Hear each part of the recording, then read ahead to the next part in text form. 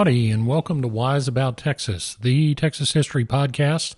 I'm your host, Ken Wise, and I am glad that you decided to join me today as we journey through Texas history. A lot has happened since our last episode. The last episode was an interview with professional historian Dr. Jody Edward Ginn, and it went very well. We had a lot of great feedback about that episode. We're going to be doing some more interviews in the future, and I hope that you'll let me know who you'd like to hear from. I thought I got a lot of feedback about how interesting it was to hear a professional talk about how pros approach history, and it certainly was interesting to learn from Dr. Ginn. I hope that the audio experiment that was that interview met your ears okay. I'm always looking for feedback on the audio, if it's loud enough, if it's clear enough, and I hope you'll provide that either on the website at wiseabouttexas.com or email me at host@wiseabouttexas. Well, today's episode I entitled The Greer County Land Grab and left that question mark in there on purpose. Now, I don't want this episode to start a war with Oklahoma or anything, but it is an interesting story of a boundary dispute that goes all the way back to before the Republic of Texas. And I want to say a special thanks to my good friend and colleague, Judge Mark Davidson. Judge Davidson is a great Texas historian, and he originally told me this story and provided it as an idea for the podcast, and I think it's a great idea. So we're going to talk about this story, and there's really three parts. One part goes back to 1819. One part talks about the organization of a county in Texas and how that happened in the 1800s, and one part is litigation. So let's go back to 1819 and get wise about Texas. Now, the first thing we need to do is talk a little bit about the Louisiana Purchase. Now, you'll remember that back in 1803, the United States paid about $15 million for what was then called the Louisiana Territory. The Louisiana Territory consisted of part of the present state of Louisiana, but it ran north all the way into Canada and considerably west. Now, Thomas Jefferson was the president at this time, and the Louisiana Purchase was fairly controversial.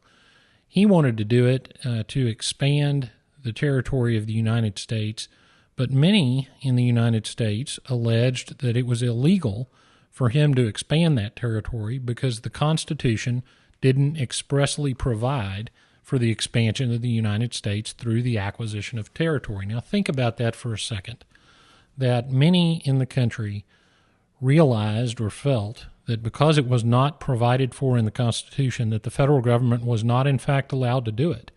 So let that digest for a minute. But Jefferson went forward. He thought that his powers granted by the Constitution were enough to allow him to acquire that territory. So the Louisiana Purchase was consummated on July 4th of 1803. But here's the thing. They didn't really know the western boundary of Louisiana. So it was necessary to immediately start exploring the territory, which was done. Jefferson commissioned several expeditions to go west and try to determine the western edge of this newly purchased Louisiana territory. There were a couple of expeditions that we need to talk about. The first was the Red River Expedition itself. It was called the Red River Expedition. This occurred in 1806. President Jefferson sent the Red River Expedition to attempt to find a trading route to Santa Fe. Now, the Spanish intercepted this expedition around what is present-day New Boston, Texas. Now, New Boston, Texas is in Bowie County, which is in the far northeast corner of the state of Texas. So they barely got into Texas territory at all, and that would later prove to be a problem in connection with our story. Another expedition was led by Zebulon Pike, the famous explorer, and he headed into Spanish territory ostensibly to explore the Arkansas River and the Red River. But he ended up on the Rio Grande and was promptly arrested by the Spanish authorities. He was marched into New Spain and then paroled back to Texas through the United States. And in his recollection of the expedition, he recalled a Spanish officer telling him that the Red River was sometimes navigable in Santa Fe. So I'm guessing that Pike reported that the headwaters of the Red River were in Santa Fe because that ended up being the common belief. But the important part of those two expeditions for our purposes is that neither one of those expeditions mapped the Red River as it actually flows through the state of Texas. Well, why does that matter?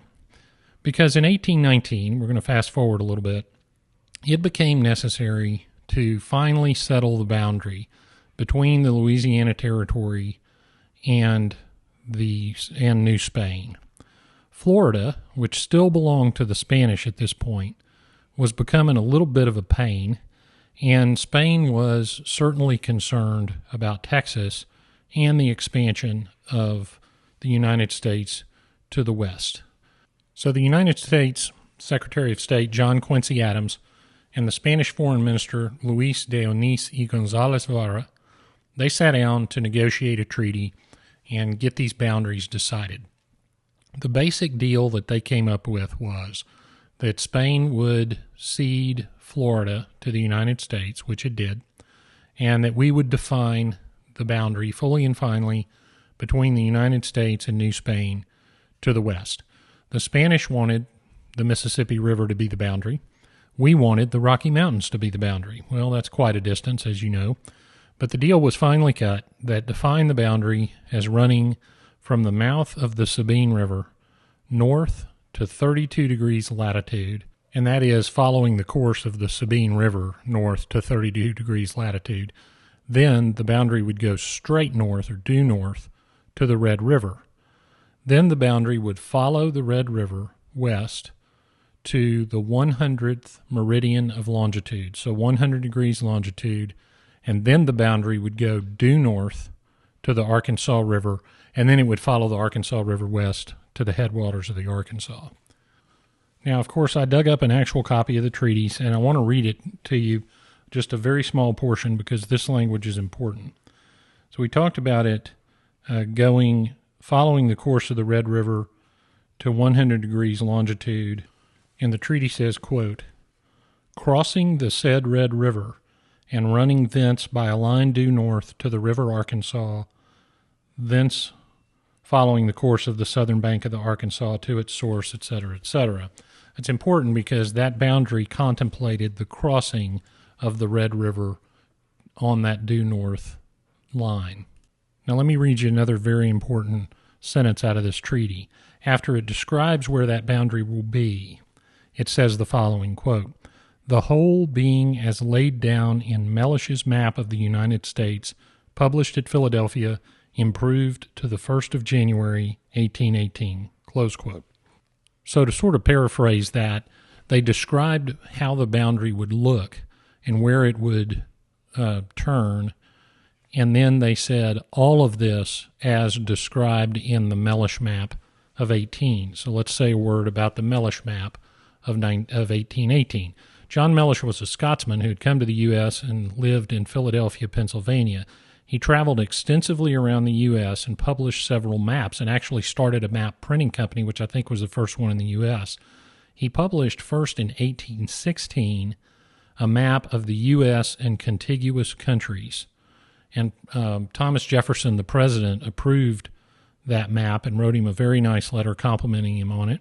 He updated that map on January 1st, 1818, which was the map that the Adams-Onis Treaty referred to. Now, what was important about these maps was that it showed the territory of the United States and the contiguous countries' possessions all the way to the Pacific Ocean. So Mellish had consolidated the findings of several expeditions and painted a picture, a prospective picture, of course, of how the United States might expand to the west. And many of the things written about Mellish in his map talk about his map planning the idea of manifest destiny, that is, that it was the United States' destiny to expand all the way to the Pacific.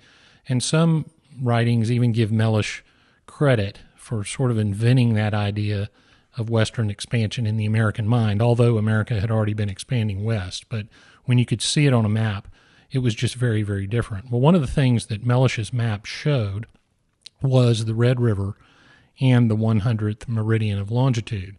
But remember what I mentioned earlier. No expedition post-Louisiana Purchase had actually been out there.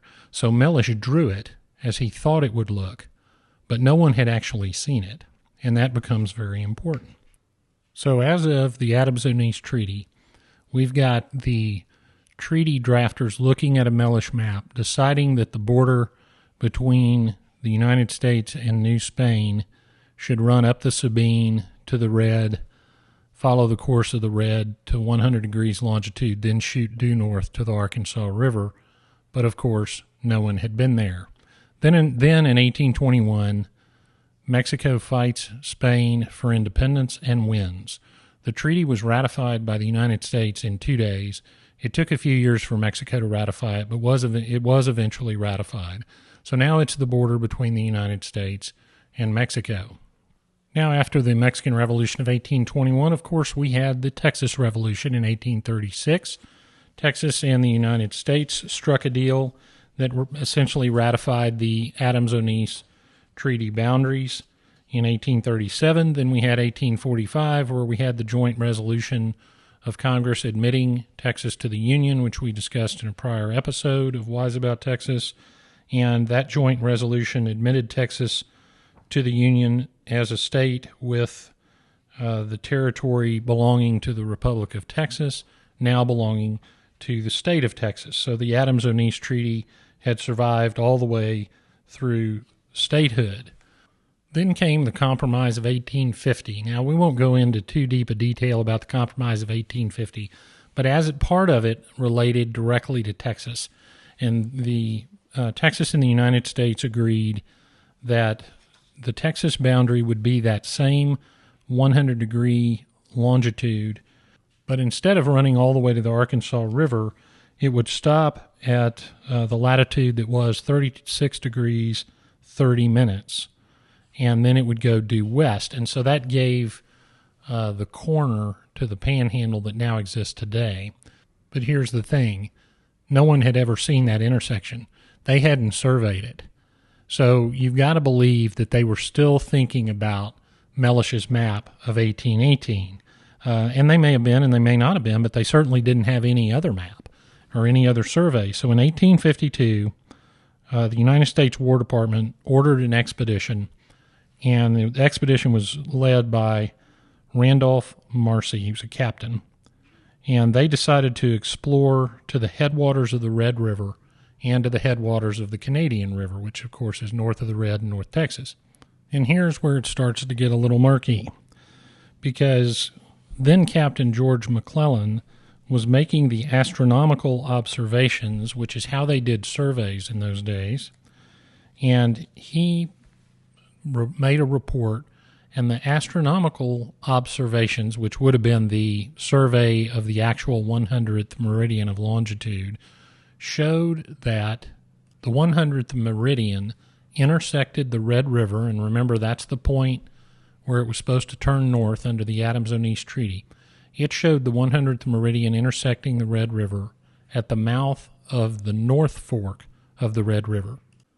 All right, so let's take a minute and let me describe, before we get too deep into talking about forks of the river and such, a little bit about how this Red River lays out in the present day. The Red River goes west, and then it forks into the North Fork and the Prairie Dog Town Fork.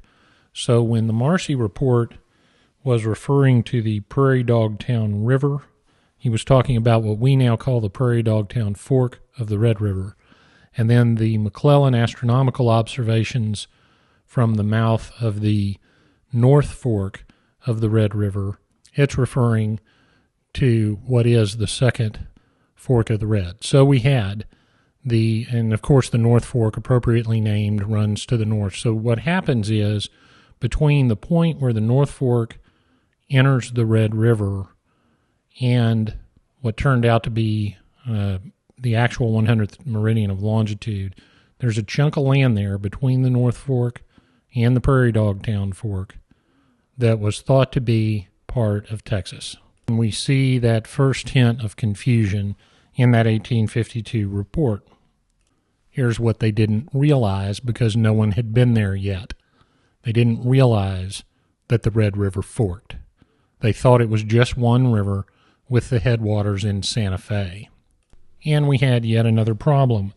There was a treaty in 1855 between the United States and the Choctaw and the Chickasaw nations, Indian nations, that certain land between the Red and the Canadian rivers west to the 100th meridian should be part of the Chickasaw and Choctaw nations. Now, here we're going to get into the state of Oklahoma discussion, because before Oklahoma was a state in the 1900s, it was referred to as Indian Territory. And you know from past episodes of Wise About Texas that many of the Indian tribes ended up settled on reservations in Oklahoma, and we will certainly over the course of this podcast cover many of those tribes and much of the situation in Oklahoma. But for our purposes, they were starting to divvy up those Indian lands in what is now the state of Oklahoma.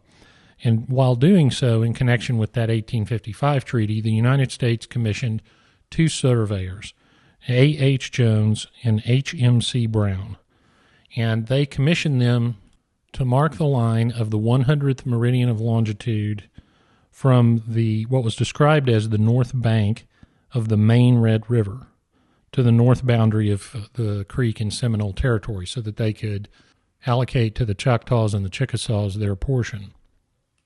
They did this in 1859. The astronomer on the survey was named Daniel Major, and they ran a line on what they thought was the 100th meridian for 109 miles, and they had mileposts on their survey. At the same time that the Jones and Brown survey was going on, there was another survey in connection with the Indian Territories that was being commissioned by the U.S. Congress, and the governor of Texas asked that they start on the Red River, because everyone by this point was realizing that there was something amiss with the border of Texas.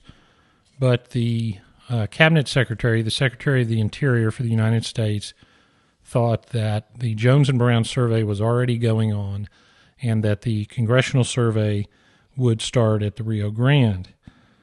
However, this survey eventually got to the eastern boundary of Texas, to the line that Jones and Brown had already formed or already marked, and the Clark survey fixed the 100th meridian about 1,700 feet west of the Jones and Brown line. So, as you can see, we've got a controversy brewing. These lines were not appearing in the same place, so we now had 2 or 3 different locations for different portions of the 100th degree of longitude. Well, the governor of Texas in 1860 was Sam Houston, and he decided that we would claim the North Fork of the Red River as the true boundary line. Now, by now, hopefully you've been to the website and you've looked at the map, and you understand that by doing so, Sam Houston was going to claim, as all Texans wanted to at the time, that the North Fork of the Red River was the actual main part of the Red River. So Houston gave his instructions, and the state erected a monument on the north bank of the North Fork of the Red River that was 15 feet in diameter and 7 feet high, and declared that as the southwest corner of what was then called Indian Territory, and claimed that small portion of land as part of Texas. Then Texas took other actions to claim that portion of the land. In 1860, the Texas legislature created Greer County, and the boundary of Greer County generally was the territory lying east of the 100th meridian of longitude between the north and the Prairie Dog Town Fork of the Red River. Supposedly going by the old axiom that possession is 9/10 of the law, Texas certainly was exercising possession and starting to at least purport to exercise legal authority. The state went on to appropriate some of the unsettled land in Greer County for public school land and some for the payment of state debt. It also granted patents to Greer County, Texas, for land in other counties that Greer County could then sell or lease and use the money for the Greer County public schools. That land was some in Hamilton, some in Wheeler County. The state also created judicial districts in the area, placing Greer County in a couple of different judicial districts through several years. Then the federal government did something that was interesting. In 1879, the federal government, the United States government, created the Northern Judicial District of Texas, and they put 110 Texas counties into that federal judicial district, including Greer County, Texas. We're now into the 1880s, and cattle are beginning to graze in Greer County, tens of thousands of head. People are also beginning to settle in Greer County under the authority and on lands patented to them or sold to them or leased to them by the state of Texas. In the 1880s, nervous enough was the Texas legislature to pass an act calling on a joint boundary survey to, again, purportedly fully and finally locate the 100th meridian of longitude. The United States government, instead of saying yes or no, simply declared that the Prairie Dog Town Fork of the Red River would be the boundary. The federal government had one other problem, and that was the Indian nations. The Indians had their own claims on Greer County. Greer County was part of some great hunting grounds for the Plains tribes. There were some treaties involving the Choctaws and Chickasaws I mentioned earlier, but also other Plains tribes that caused a little bit of controversy with Greer County, which was going to be a headache for the United States government. So they knew that in the background they had to determine this border and settle this question. The Texas governor continued to plead with the federal government to settle the question. The Commissioner of Indian Affairs, a gentleman named Hiram Price, was advocating that the military go in and evict the settlers from Greer County. Even the maps of the time were confusing when you looked at them. So finally in 1885, there was an act passed that authorized the president, who was then Grover Cleveland, to appoint some commissioners, and Texas would appoint some commissioners, and we would finally get this question settled. So commissioners were appointed, and they met in 1886, in February of 1886, and they began to examine all of the evidence in conjunction with the 100th degree of longitude. And remember, we're still going back to the Adams-Onis Treaty. That is still the legal document that created that boundary. So they examined the evidence, and you can guess what the result was.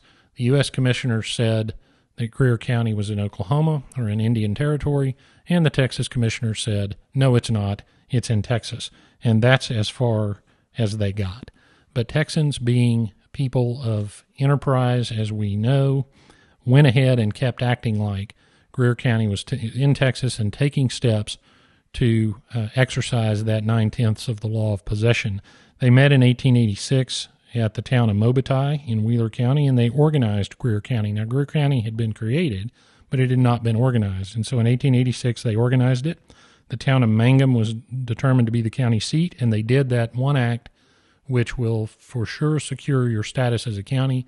They built a jail. Now, here's something interesting. The United States Post Office also created post offices in response to citizens' requests, and they established one post office at a town called Fraser, which was in Greer County, and the United States Postal Service listed the post office as being, quote, late in Greer County, Texas, close quote. Then they established other post offices and, of course, discovering the controversy that their first statement might have led to, name these post offices as being in unassigned land of Indian Territory. The Texas legislature then countered by saying, guess what, we're going to sell land in Greer County, Texas. And hearing about this, President Cleveland issued a proclamation saying that the South Fork of the Red River was the boundary. Greer County was not in Texas, and warned everyone that whether you are claiming to act as an officer of Greer County or under whatever authority you purported to act, you better not exercise any authority or try to sell that land.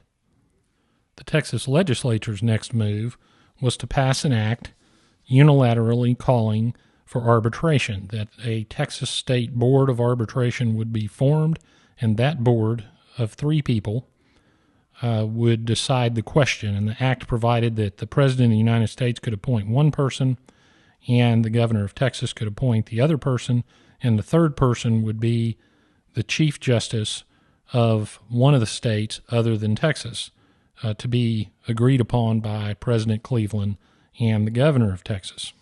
Well, the United States Congress did not pass legislation to similar effect, and the United States government just folded its arms and said, nope, the South Fork or the Prairie Dog Town Fork of the Red River is the boundary. Then the United States Congress made its final move. It ordered the Attorney General to file a lawsuit to finally determine whether Greer County was part of the Indian Territory or part of Texas. Now, interestingly, and I won't go too deep into the procedural details, but it is the Supreme Court of the United States that has what is called original jurisdiction of these kind of cases. So instead of filing a lawsuit like you normally would in a trial court, in Texas, for example, you'd file a lawsuit in a county court or a district court, the lawsuit gets filed directly in the United States Supreme Court, which is an unusual and significant procedure. So the United States sued Texas. Texas hired an expert witness, a guy named Henry Pritchett. He was the director of the Astronomical Observatory at Washington University in St. Louis, and they told him to go out there and shoot the most accurate 100 degree of longitude that he could. And he located the 100th meridian almost 3,800 feet east of the monument that was established by that early expedition by Major, which was the same monument that Jones and Brown used for their initial line. So almost 4,000 feet to the east of the location that they knew already was too far east. So that was, of course, a very good result for Texas from its own expert witness. Well, Texas made essentially two arguments. The first is, look, the Adams-Onis Treaty said the Mellish map. We ought to use the Mellish map. That's what everyone meant, and if the Mellish map is wrong, so be it. It ought to be the document in effect, because that's what was negotiated in the treaty. And the second argument is, even if you don't buy that, and you say, court, that it is the true 100th meridian of longitude, then the boundary ought to be the North Fork of the Red River and not the Prairie Dog Town Fork. So Greer County, under either theory, should remain in Texas. The United States said, no. Everyone thought at the time that the Prairie Dog Town Fork of the river was the real Red River, and the 100th meridian at the intersection of the Prairie Dog Town Fork ought to be the point, the southwestern point, corner of the Indian Territory. Well, the Supreme Court did not buy Texas's argument, and it referred to the Compromise of 1850, which talked about the Red River flowing west to the 100th meridian, focusing on the language talking about the river flowing west rather than what the court said was, quote, up, close quote, the North Fork. There were a few other minor arguments made, none of which the Supreme Court recognized, and so by an opinion written in 1896, in the case of United States versus the state of Texas, the Supreme Court finally awarded Greer County to the state of Oklahoma. What they did not do, however, was address what would happen with all of the land and the land titles, more importantly, that had been issued by the state of Texas. Well, the Supreme Court sort of punted to Congress on that issue and said certainly Congress can figure out a way to deal with this. Well, everyone did the best they could to transition Greer County, Texas to Greer County, Oklahoma as painlessly as possible and simply transfer titles and make it as easy as it could be on the property owners. They weren't entirely successful, however, because there are multiple lawsuits going down through the years, and I'm going to leave the details of lots of those lawsuits out of this podcast because we've had enough legal title talk. But suffice to say, there were multiple lawsuits going well into the 20th century over the disputed boundary between Texas and Oklahoma. Because remember, there were not only land title issues to deal with, there were grazing leases, there was lots of cattle, and of course by the time you got into the 19-teens, 20s, and 30s, you had oil and gas issues. So that litigation continued. One of the biggest issues that they had to deal with was the fact that Greer County had been allocated land by the state of Texas for the benefit of its schools, which I mentioned earlier. This is land that is in other Texas counties that were not subject to a border dispute. but that were for the benefit of Greer County. So Greer County was able to sell or lease that land and use the money for its schools. So what happened to those claims? Well, the Supreme Court held that those lands did not belong to Greer County, Oklahoma. So at least they allowed those lands to remain under Texas control. And even at one later point, gave a little bit of Oklahoma land, a very small amount, back to Texas due, once again, to the misdirection of the 100th meridian. So I'm going to leave it up to you to decide the answer to that question mark on the title of this episode. Was this a Greer County land grab, or was this the right decision regarding the 100th meridian? I think it's pretty interesting to notice how international treaties were negotiated over boundaries that no one had actually laid eyes on. And of course, as surveying technology got better through the years, over the 5, 6, 7 surveys of the 100th meridian in the area, the meridian kept moving. So I don't know if anybody up there around Greer County wants to go out with a GPS and try to locate the 100th meridian, but if you do, let me know what you find. Now, I got one more interesting little tidbit about Greer County, Oklahoma. In 1898, the town of Hollis, Oklahoma, was laid out, and it was part of the old Greer County. The town was in Greer County, Oklahoma, until 1909, when a new county was created, Harmon County, where the town of Hollis became part of Harmon County. But in 1924, in a town that used to be part of Greer County, Texas, was born one Darrell K. Royal. And the rest is history. He went on to play football for the University of Oklahoma and become, I will allege as an Aggie, the greatest coach in Texas Longhorn football history. So I'll ask you the question, if Greer County had remained a part of Texas, maybe he would have played football for the University of Texas. Just a thought. Well, that wraps it up for this episode of Wise About Texas. Thanks for being with me today and listening to a little bit of Texas history and some of the early border wars. I hope I was neutral enough for all my Oklahoma listeners. Let me hear from y'all up there in Panhandle, and let me know what you think about the Greer County land grab. Also, the show's listenership continues to grow, which I highly appreciate. I hope you will like the Facebook page at Wise About Texas. Follow us on Twitter and Instagram at Wise About Texas, and tell a friend about the show. Well, once again, thanks for listening. Go out and do something for Texas today. And until next time, God bless Texas, and we'll see you down the road.